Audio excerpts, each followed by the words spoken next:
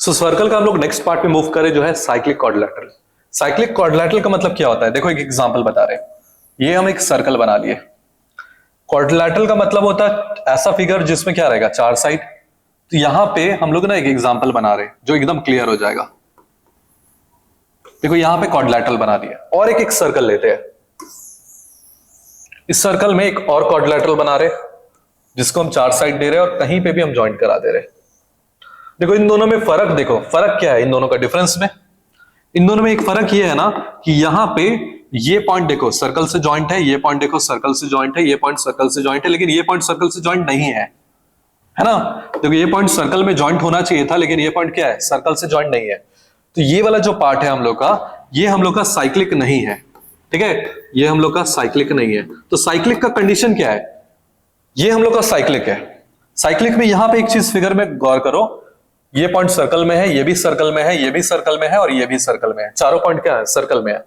ये पार्ट हम लोग का साइक्लिक है। तो ऐसा हम क्यों बोल रहे हैं, साइक्लिक और नॉन साइक्लिक, मतलब ये साइक्लिक जो नहीं है, दोनों में डिफरेंस क्या है।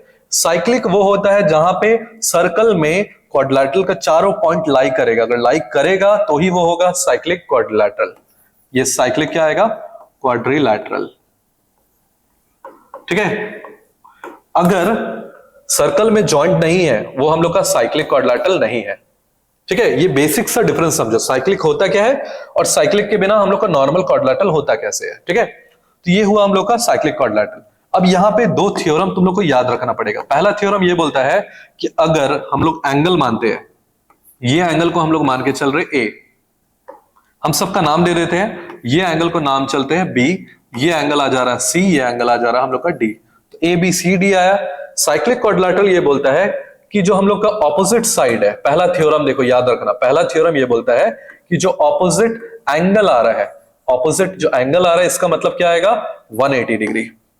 जो ऑपोजिट एंगल होगा इसका सम क्या आएगा, 180। इन शॉर्ट ए प्लस सी मिला के कितना आना चाहिए, 180, और बी प्लस डी, तो बी प्लस डी मिला के कितना आना चाहिए, 180 डिग्री।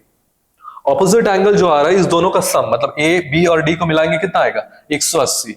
दूसरा इसका प्रॉपर्टी ये बोलता है कि अगर सम करेंगे, ऐसे भी सम ऑफ क्वाड्रिलेटरल कितना आता है, सम ऑफ ऑल एंगल। ठीक है, तो सम ऑफ ऑल एंगल कितना आएगा, 360। ये तो बेसिक क्वाड्रिलेटरल का प्रॉपर्टी होता है कि चारों एंगल को मिलाएंगे वो कितना आएगा, 360। अब यहां पे दूसरा थ्योरम जो दिया है बुक में, उसको भी हम यहां पे क्लियर कर रहे हैं। ये जो हम लोग का क्वाड्रिलेटरल है, इस क्वाड्रिलेटरल में ये वाला साइड को हम एक्सटेंड कर रहे हैं, अपने से बढ़ा दिए। तो जो एक्सटेंड किए, तो ये जो एंगल आ रहा है जिसको हम डबल लाइन से दिए है, ये हम लोग का एक्सटीरियर एंगल है। इसका भी एक नाम दे देते, इसका नाम दे देते, कुछ भी हम लोग एक्स दे देते हैं। एक्स क्या आ रहा है हम लोग का, एक्सटीरियर एंगल। तो ये जो एक्स है और इसके बगल का जो ऑपोजिट है, मतलब ये वाला एंगल, ये दोनों क्या आएगा, equal. In short theorem number 3 ये बोलता है कि जो एक्सटीरियर एंगल आ रहा है, जैसे क्वाड्रिलेटरल आ रहा है, इसका एक लाइन को हम एक्सटेंड किए, इसके बगल का जो ऑपोजिट एंगल है, ये पार्ट और ये पार्ट क्या आएगा, इक्वल। इन शॉर्ट एक्स किसके बराबर आएगा, सी। इसका और एक एग्जांपल ले लेते, मान लो ये जो सर्कल है, इस सर्कल में ये वाला लाइन को हम एक्सटेंड कर दे रहे, अपने से किए। ठीक है, तो ये पार्ट का भी हम नाम दे रहे हैं कुछ भी, मान लो z है। तो देखो इसके बगल का एंगल क्या है, d, और d का ऑपोजिट क्या है, b। तो इन शॉर्ट जो z आएगा, z किसके बराबर आएगा, b। हम जस्ट नेम लेके बताए, अब एग्जांपल में बताएंगे तो उसमें ज्यादा बेटर क्लियर होगा। ठीक है, ये बेसिक सा थ्योरम था हम लोग का साइक्लिक का। अब एक एग्जांपल लेके बता रहे हैं साइक्लिक का। अगर मान के चलो एक सर्कल दे दिया है, इस सर्कल में साइक्लिक है। साइक्लिक का पहचानने का तरीका क्या होगा, चारों पॉइंट कहां आना चाहिए, सर्कल में आना चाहिए। अब हम लोग क्या किए, एक साइड को एक्सटेंड कर दिए ऐसे करके, यहां पे दे दिए 50 डिग्री और यहां पे नाम दे दिए, ये पार्ट दे दिए ए, ये दे दिए बी, ये दे दिए हम लोग सी, और ये पार्ट दे दिए डी।